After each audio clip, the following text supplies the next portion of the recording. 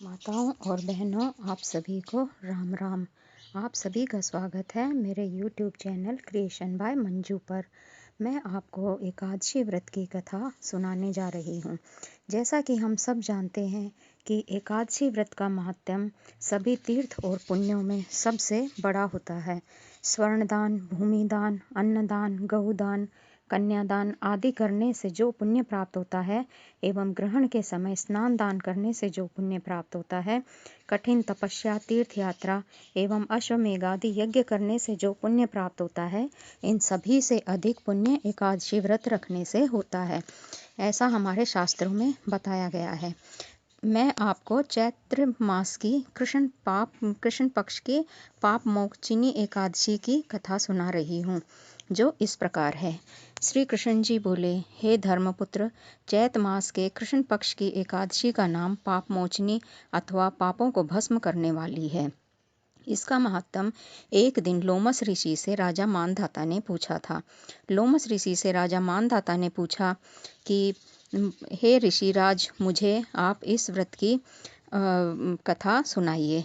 लोमस ऋषि ने बताया कि एक चित्ररथ नामक सुंदर वन था। देवराज इंद्र का क्रीड़ा स्थल था। उस वन में एक मेधावी मुनि तपस्या करते थे। वह भगवान शंकर के बहुत बड़े भक्त थे। शंकर के सेवकों से कामदेव की जन्म से शत्रुता रहती है। अप्सराओं को साथ लेकर अपने मनमोहन, संतापन इत्यादि 5 बाणों को कस लिया और मंजूषा नाम की अप्सरा ने मुनि के मन को हर लिया।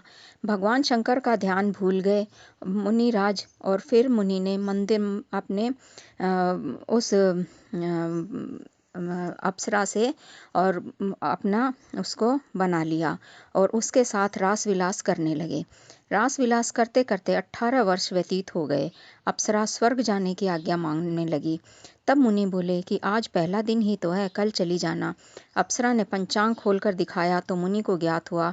तब मुनि को समझ में आया कि इस हत्यारनी ने मेरी तपस्या को भंग कर दिया।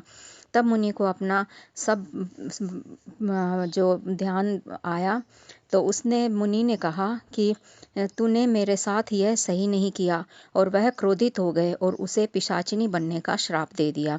अप्सरा बोली, मेरा उद्धार कैसे होगा?